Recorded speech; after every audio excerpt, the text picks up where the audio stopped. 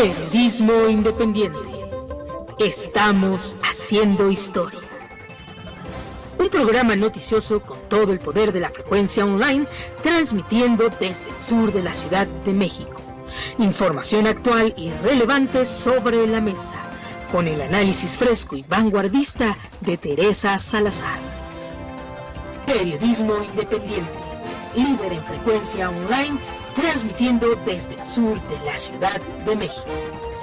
En Periodismo Independiente, estamos haciendo historia.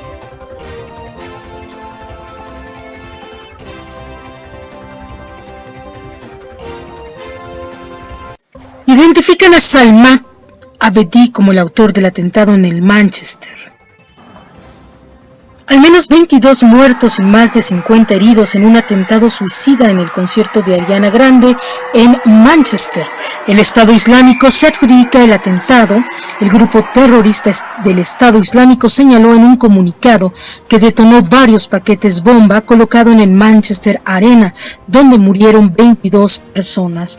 México condena ataque en Manchester. No hay mexicanos entre las víctimas, lo dice la Secretaría de Relaciones Exteriores. Aún así, el presidente Enrique Peña Nieto y la Secretaría de Relaciones Exteriores ponen a disposición un teléfono para que aquellas personas interesadas en saber lo que es la salud o el estado de sus familiares que hayan asistido a este concierto puedan pues tener datos.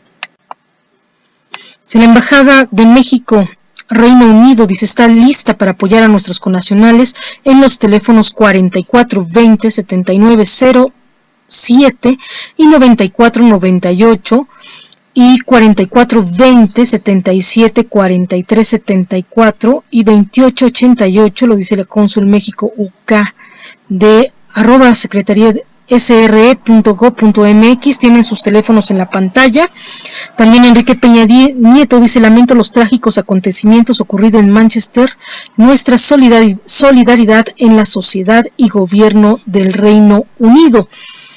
La reina Isabel también expresó sus condolencias a familiares y víctimas del atentado. Ariana Grande suspendió su gira mundial, según el portal TMZ. Líderes mundiales también se reaccionaron ante este ataque en Manchester. Theresa May dice: Manchester ha sido víctima de un ataque terrorista monstruoso.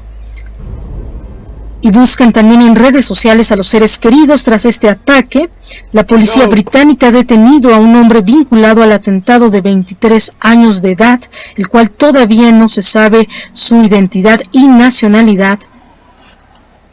Y también Donald Trump se pronunció ante estos ataques terroristas. Dice: atacantes de Manchester son perdedores malignos. Donald Trump, el presidente de Estados Unidos, lamentó el ataque en el Manchester Arena y llamó a la comunidad internacional a luchar contra el terrorismo. Vamos a ver estas imágenes en donde también, el Reino Unido identifica al atacante de Manchester, detienen a un hombre por este ataque, muere una niña de 8 años y esposas e hijas de Guardiola salen ilesas de este ataque. Y pues vamos a ver estas imágenes de este atentado. Y pues la historia de Georgina, la joven fan de Ariana Grande, es una de las personas que ya está identificada y que murió en este trágico suceso. Tenía 18 años y estaba, dice, más feliz que nunca tras el concierto de su artista favorito. También Cannes guarda un minuto de silencio tras en honor a las víctimas de este ataque. Y pues entre las víctimas encontramos, dice, hay 2 chicas, una de 8 y otra de 18 años, que son las primeras personas muertas que se han identificado de los 22 que dejó el atentado suicida de este lunes en este concierto de música pop. Además hay también 59 heridos, de ellos son casos muy muy graves. La primera ministra británica Theresa May, entre el público había, dicen, muchos niños y adolescentes. que era pues el perfil de los admiradores de Ariana Grande, que es una estrella estadounidense que estaba pues ofreciendo este concierto de música pop. Entre los muertos se ha ya identificado Salfi Rose Russos, de 8 años, que se desplazó a ver el concierto desde el vecino condado de Lincolnshire, al norte de Manchester, con su madre y con su hermana, de unos 20 años, que resultaron heridas según la prensa británica. Georgina Callender, de 18 años, estudiante universitaria también de Lancashire, el día antes del concierto publicó una foto en las redes sociales abrazada a Grande y dice: contenta de verte mañana, afirmaba pues en el pie de foto. Dice: Gina murió en la cama del hospital a causa de sus heridas y 12 menores de 16 años figuran entre los 59 heridos ingresados tras el atentado de anoche. Esto el doctor, que es jefe del servicio de ambulancias de la región, David Radcliffe, afirmó que varios de los heridos sufren lesiones. Y bueno, pues son lesiones muy graves y permanecen en cuidados intensivos. Algunos de los afectados van a tener que permanecer ingresados durante largo tiempo. Esto pues para poder recuperarse, afirmó Radcliffe, que indicó que tras el atentado se desplazaron 60 vehículos médicos al estadio de Manchester Arena y ha sido una noche y una mañana terrible en Manchester, dice el médico, el director médico, aunque también dice: hemos asistido a algunos de los mejores aspectos de esta ciudad y de la gente que vive aquí. Un total de 22 personas murieron a causa de la explosión de un paquete bomba por parte de un terrorista suicida anoche en una de las salidas del pabellón deportivo de Arena Manchester. Las primeras víctimas identificadas son una niña de 8 años que había acudido al concierto con su madre y un estudiante de 18 años, ambas británicas. Y bueno, pues hasta aquí la información, estaremos al pendiente de esta nota.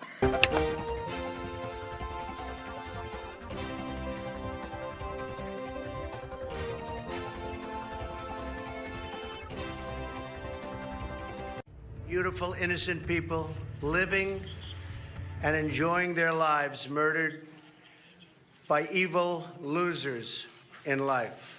I won't call them monsters because they would like that term. They would think it's a great name. I will call them from now on losers because that's what they are. They're losers. And we'll have more of them. They're losers. Just remember that. Our society can have no tolerance for this continuation of bloodshed. We cannot stand a moment longer for the slaughter of innocent people. And in today's attack, it was mostly innocent children. The terrorists and extremists and those who give them aid and comfort must be driven out from our society forever. And the innocent life must be protected. All innocent lives. Life must be protected. All civilized nations must join together to protect human life and the sacred right of our citizens to live in safety and in peace. Nous tenions avec le Premier ministre, le ministre de l'Europe et des Affaires étrangères et la ministre déléguée aux Affaires européennes à l'ambassade britannique à Paris, auprès de Monsieur l'ambassadeur, pour signer le livre d'or, mais aussi exprimer évidemment tout notre soutien et nos condoléances au peuple britannique. Après l'attentat survenu la nuit dernière à Manchester, c'est évidemment toute l'Europe et l'Europe libre qui a été attaquée. C'est la jeunesse européenne et britannique qui a été attaquée en son cœur. Nous serons déterminés et résolus aux côtés de l'ensemble de nos partenaires européens pour lutter contre le terrorisme partout sur notre continent. Beaucoup de choses ont d'ores et déjà été faites. Notre coopération est en la matière exemplaire, mais nous poursuivrons à chaque instant le renforcement de cette coopération en actes. Croyez donc bien au-delà de ce sentiment de solidarité à la volonté de la France d'aller encore plus loin dans la coopération européenne et à la volonté de la France d'aller encore plus loin dans la sécurité et la protection de l'ensemble de nos ressortissants. Ce qui s'est passé hier à Manchester nous a encore une fois montré que les terroristes sont une cible, le monde libre, la jeunesse, et que nous avons toutes et tous une profonde communauté de destin en la matière.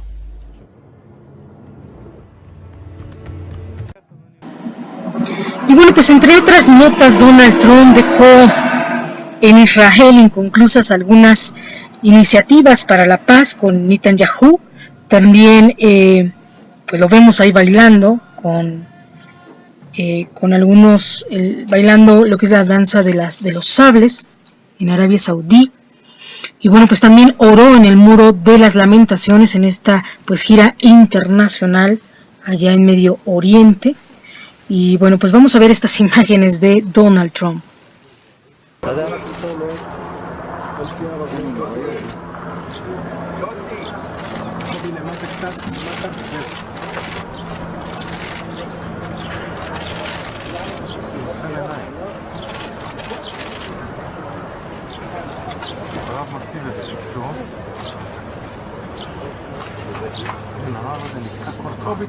יוסי, את הרב טיפה אחורה.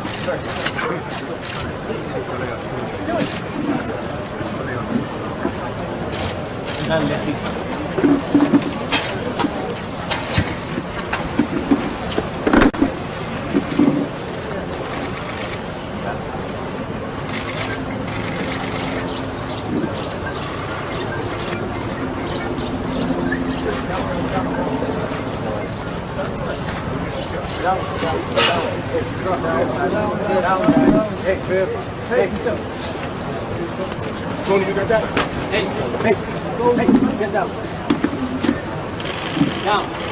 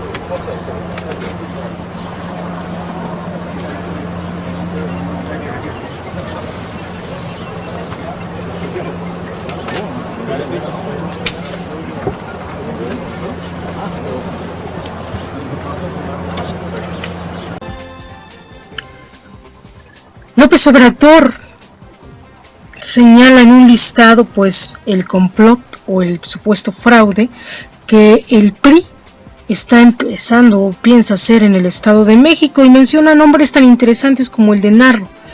Y bueno, pues ante esto, Presidencia de la República pues señala que es una investigación falsa y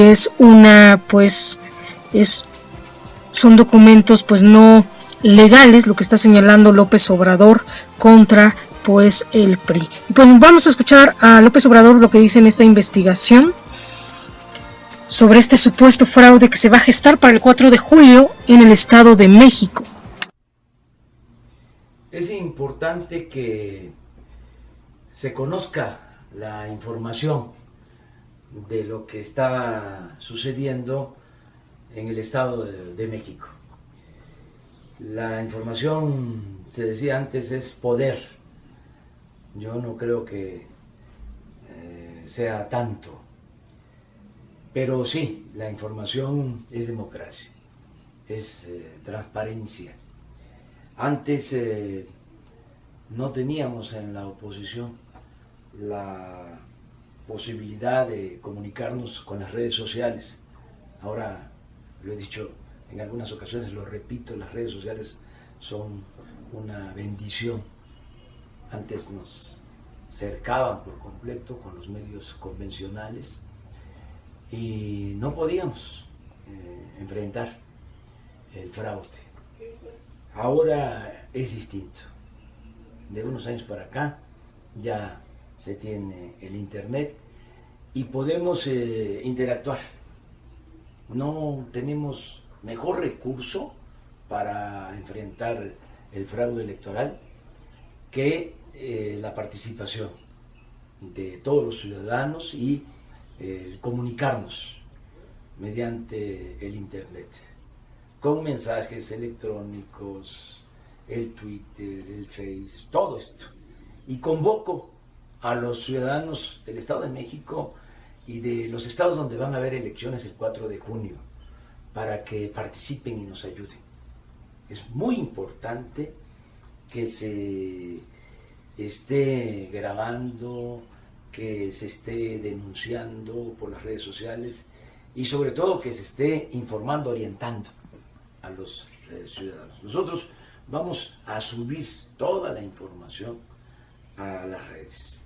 En este caso, nos hicieron llegar un documento amplio en donde se menciona cómo Peña Nieto está asignando tareas en cada una de las regiones del Estado de México a los secretarios y a los funcionarios del más alto nivel.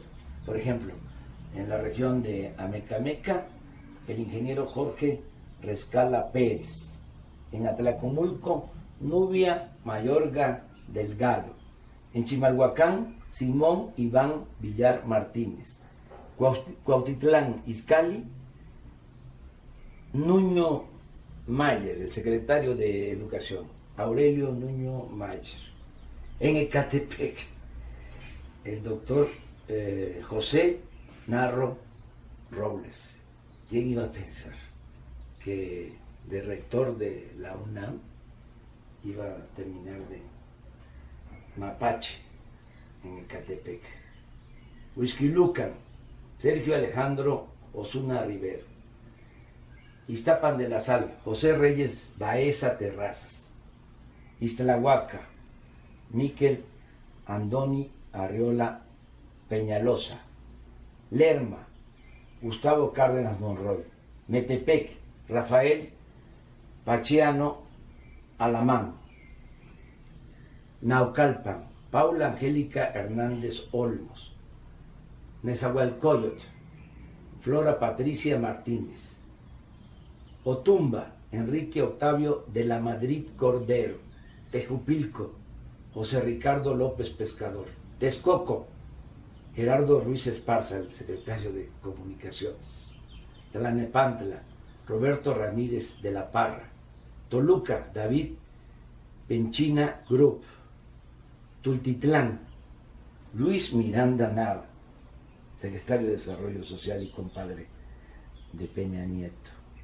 Valle de Bravo, Eviel Pérez Magaña. Zumpango, Meli Romero Celis. Cada uno de estos, porque son los encargados, es el director de CONAFOR, de CONAFE, el secretario de Educación, el secretario de Salud, el secretario de la Semarnap, el secretario de Sedesol, el secretario de Comunicaciones, entre otros. Cada uno tiene un enlace. Por ejemplo, el enlace de Nuño es Luis Velázquez López Valverde. Este personaje es el coordinador general de delegaciones federales de la CEP.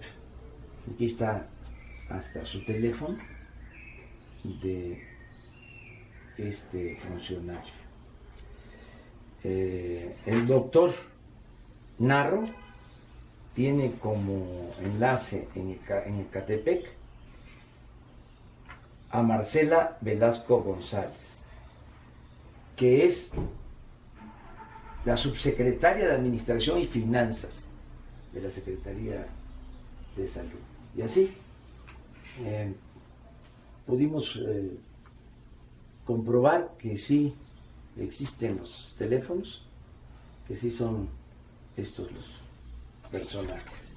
Bueno, este es un documento. Nos hicieron llegar este otro documento, que es un trabajo minucioso. Toda la estrategia del PRI por distrito. Recomendaciones estratégicas, contrastes, contacto directo, medios de comunicación, el operativo de tierra, la campaña B y el día D, que se supone que es el 4 de junio. Definiciones, contrastes, comunicar con claridad el riesgo de tener un gobierno dirigido por Morena. Uy, qué miedo, miren cómo estoy temblando. Pero es lo que están haciendo. Llama la atención esto, por ejemplo, tierra, acercamiento con PAN y PRD.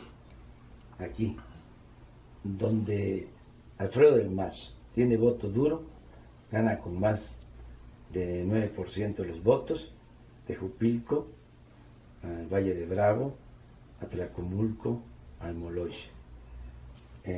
Aquí la estrategia. Campaña B, por ejemplo, promover la abstención,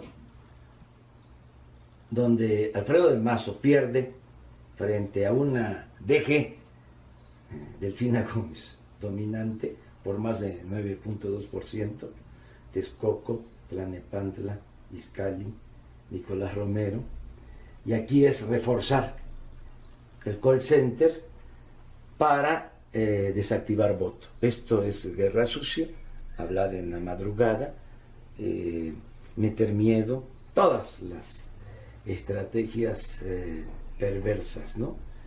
El día D, movilizar, donde Alfredo del Mazo tiene voto duro, desmovilizar, donde Alfredo del Mazo pierde frente a la maestra Delfina. Bueno, y aquí viene distrito por distrito, de 30 distritos que llaman ellos estratégicos. Estas son sus metas. Hasta ahora, este es un corte al 8 de mayo, le faltaban 593.748 votos.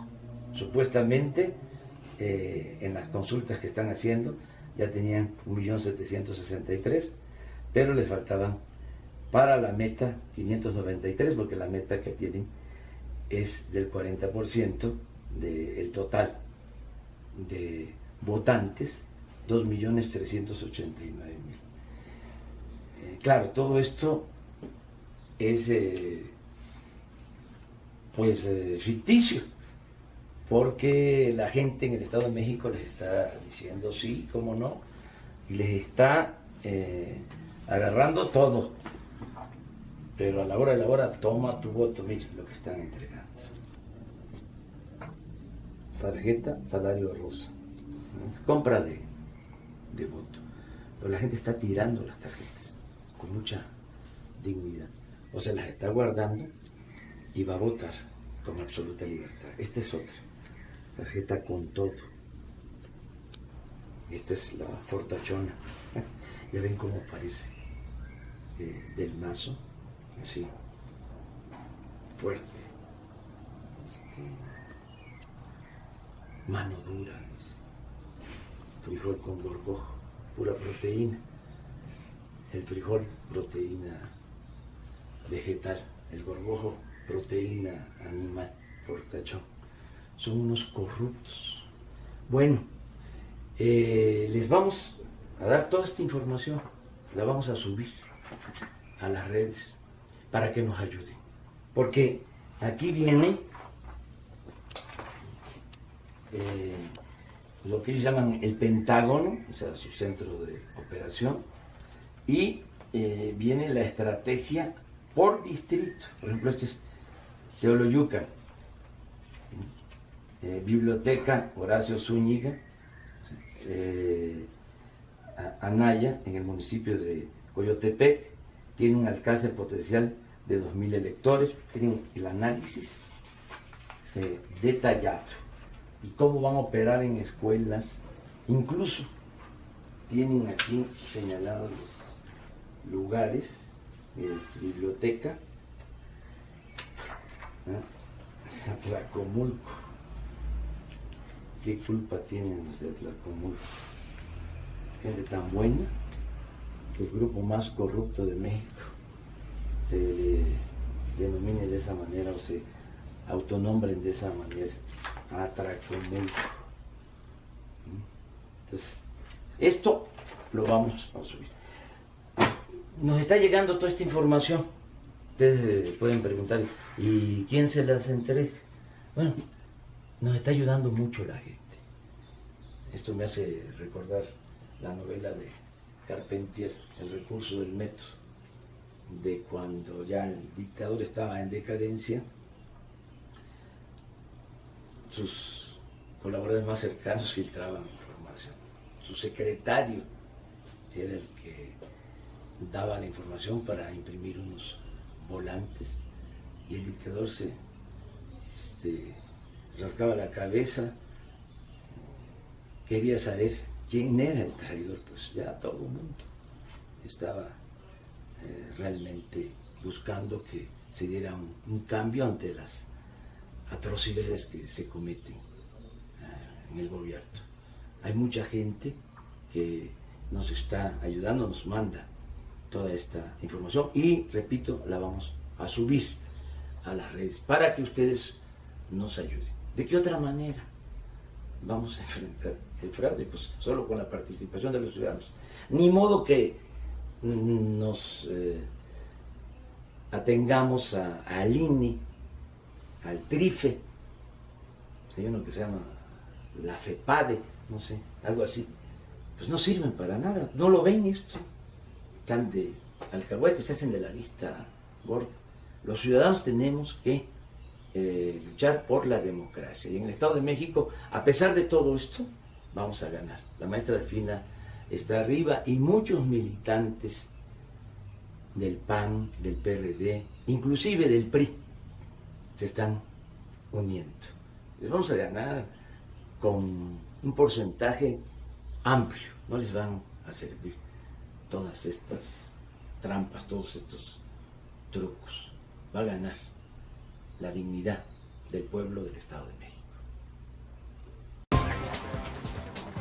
Y bueno, con respecto a la noticia de Javier Valdés, Yuridia Sierra nos tiene un informe muy importante en donde el periodista pues fue atacado. Dice, fue un error haber hecho esa entrevista a Dámaso López.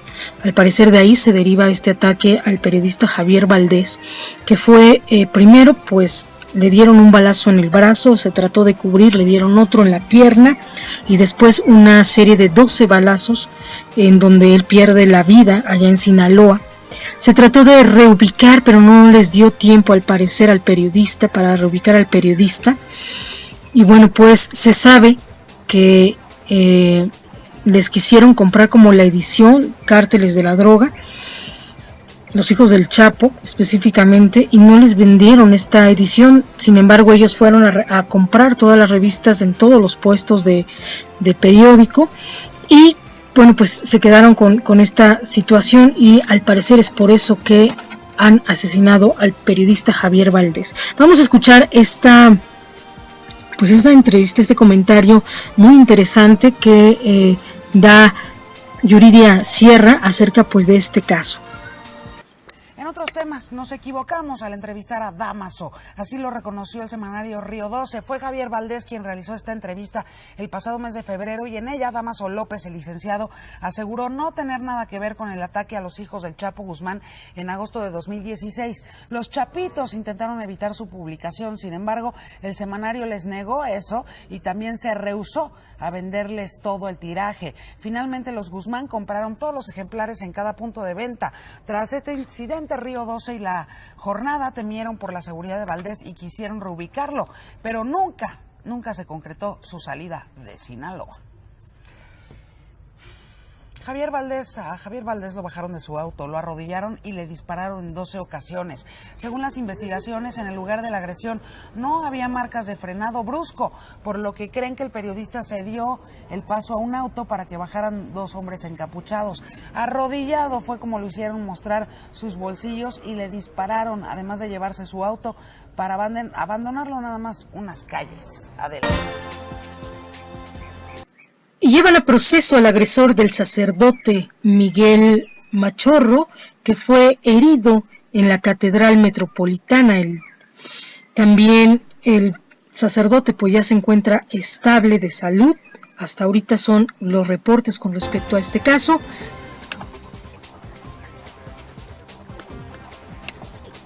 Robo millonario de billetes históricos a la Cancillería mexicana. Y bueno, pues este es un reporte de Carlos Loret de Mola. Vamos a escucharlo.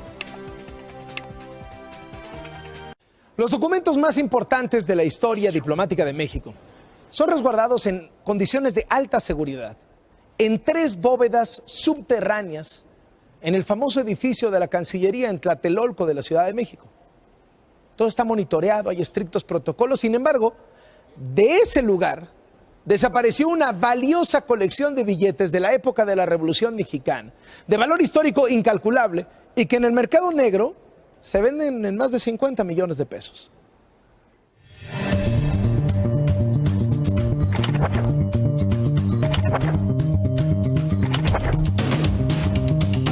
En el sótano de este edificio, frente a la Plaza de las Tres Culturas en Tlatelolco, la Cancillería resguarda en 3 bóvedas toda la historia diplomática de México. Este lugar es monitoreado las 24 horas del día. Se controla todo: la humedad, la temperatura, la luz. En seguridad, nunca se escatima. Pero de aquí, de este lugar al que solo 4 personas tienen acceso, que cuenta con estructuras a prueba de incendios y terremotos, puertas blindadas y sistemas de videovigilancia, desapareció parte de una colección de billetes de la época de la Revolución Mexicana. Cancillería confirma que presentó una denuncia por robo.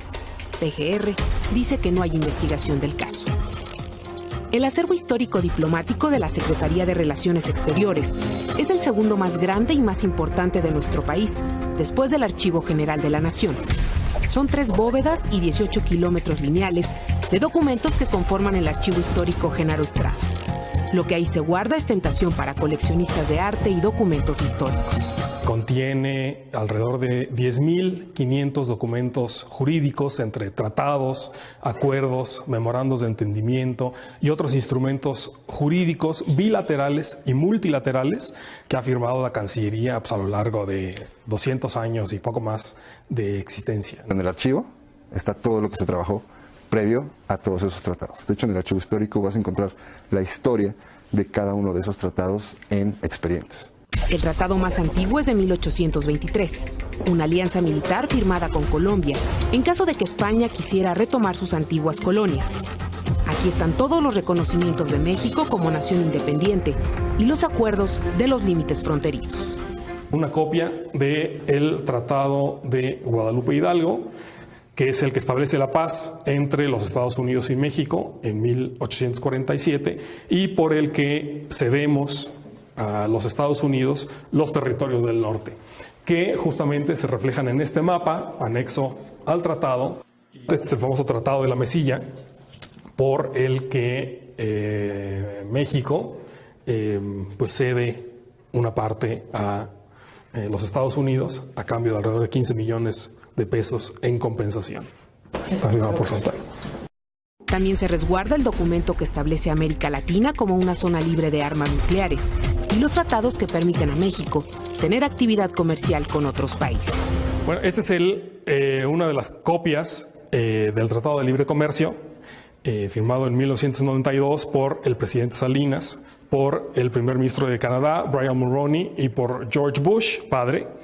Lo tenemos en 3 idiomas, está en inglés, español y en francés. Es muy amplio, el tratado tiene varios anexos técnicos que forman parte del documento y curiosamente se firmó en 3 ciudades, en México, DF, en Ottawa y en San Antonio.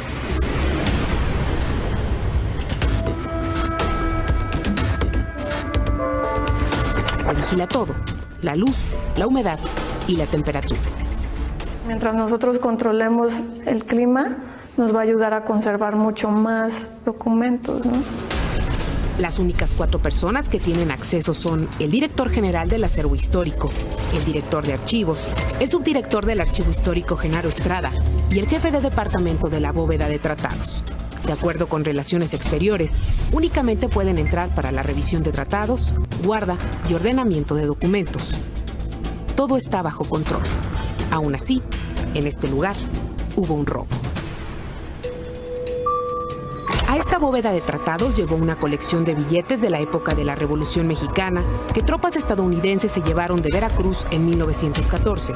Se trata de billetes que eran utilizados por los bancos estatales de nuestro país. Por ahí de los años 90, si mal no recuerdo, cuando estaba de embajador en Estados Unidos Jesús Silva Herzog, que recientemente fallecido, el gobierno de los Estados Unidos regresó a México estos billetes. Y vinieron a dar aquí a la bóveda donde estaban guardados. Años después se encendieron las alertas. Parte de la colección desapareció.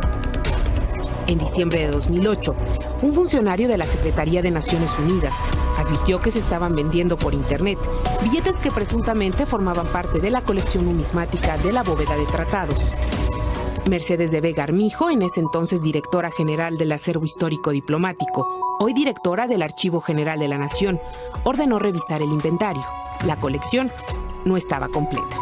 En el reporte que llegó a la Dirección de Asuntos Jurídicos de Relaciones Exteriores, del que Despierta tiene copia, se confirmó que de 65,000 billetes habían desaparecido 2,686. En mayo de 2009 ajustaron la cifra. El faltante era de 2,700 billetes. La Dirección General de Asuntos Jurídicos confirmó en respuesta a una solicitud de información pública que la Cancillería presentó una denuncia por robo, que la información está clasificada como reservada por 5 años y que no hay registro de objetos recuperados. En el documento obtenido por Despierta, se detalla que la Procuraduría General de la República integró una averiguación previa. Sin embargo, al pedir detalles sobre el caso a través de la Ley de Transparencia, la PGR contestó textual: hay 0 registros de la información solicitada. Es decir, no hay investigación. Despierta buscó postura de PGR, pero no hubo respuesta. El precio de mercado de obras de arte y documentos antiguos se define con el promedio de lo que se ha pagado por objetos similares en los últimos 5 años. En el caso de los billetes, el precio siempre lo define la disponibilidad. En este caso, el precio de los 2,700 billetes robados de la bóveda de Cancillería podría superar los 20,000 pesos cada uno.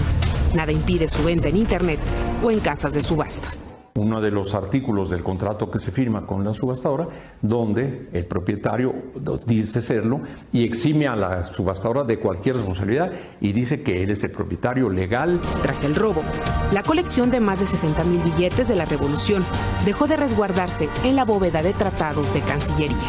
Ahora los tiene el Banco de México en un acuerdo de comodato entre la Cancillería y el Banco de México. Creo que están en el mejor lugar. Con imagen de Constantino Arismendi, Ana Lucía Hernández.